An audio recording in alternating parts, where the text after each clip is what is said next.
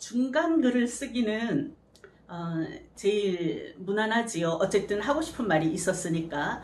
근데 중간을 어찌어찌 쓰고 내려왔는데 마무리가 또 어려워요. 이 마무리를 못해서 애쓰고 쓴 글을 엎어버리는 경우가 많은 걸로 알고 있어요.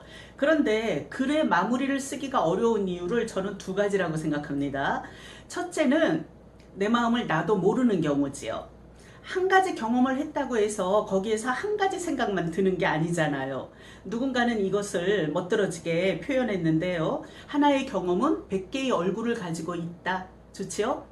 그러면 이제 마무리를 해야 되는데 내 마음이 30%짜리, 40%짜리, 50%짜리 이렇게 막 섬세하게 엉클어져 있단 말이에요. 여기에서 글 한 편을 마무리하기 위해서라도 의도적으로라도 짐짓 한 가지 입장을 선택해 보세요. 그래서 그걸로 글의 마무리를 지으면 신기한 일이 일어납니다. 그 생각이 내 안에서 분명히 글쓰기 전보다 강해지는 거지요. 글이라는 것이 금방 내 속에서 나왔는데도 다시 나를 규정하는 맛을 느껴보세요. 그러면 글쓰기를 오래 할 수 있습니다. 자, 마무리를 못하는 두 번째 경우는요. 뭔가 있어 보이는 결론을 써야 되지 않을까 하는 오해를 갖고 있어서인데요. 그 있어 보이는 결론이라는 게 뭔가요? 내가 느끼지도 않은 그 교훈 같은 거를 쓴다고 해서 누가 그걸 보고 감화를 받을까요? 내 마음에 진솔한 것이 첫째라고 생각합니다. 예를 들어 볼게요.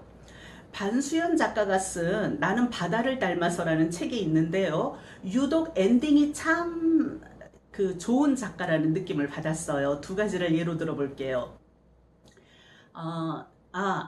이민 20년 차의 신산 고초를 다룬 내용인데 그런데도 글이 기품이 있어요. 자, 아들이 독립을 했어요. 취직을 해서 부모에게 좋은 밥을 대접을 하는데 그 식사가 100만 원이 넘어요.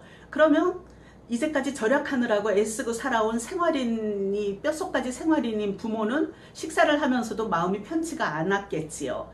작가는 그래 아들이 이제 우리보다 훨씬 넓은 세상으로 훨훨 날아가기 위한 허세의 값을 지불했다고 생각하고 이것도 의미가 있다라고 생각을 하면서 식사를 마쳐요. 돌아오는 길에 남편이 하는 말이 부모 노릇이라는 것이 참 어렵지?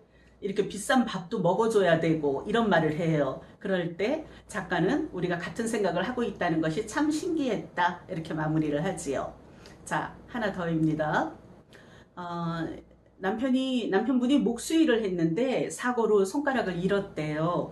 그런데 이제 남편이 캠핑 취미가 생겼어요. 그래서 캠핑을 가서 텐트를 치는데 불편한 손가락으로 텐트를 치는 일이 아마 어려웠겠지요. 그리고 캠핑을 가면 뭐 이것저것 할 일도 많잖아요.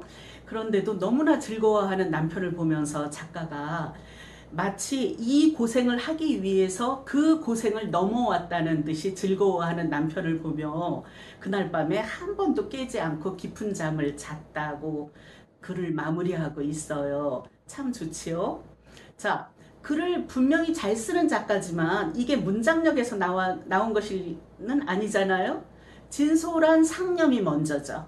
예, 그래서 글을 훈련하는 우리도 있어 보이게 쓰려고 하지 말고 잘 쓰려고 하지 말고 우선 내 감정을 진솔하게 느끼고 그것을 자연스럽게 최대한 진실에 가깝게 표현하려 하면 그것이 성공이지 않을까 그런 말씀을 드립니다.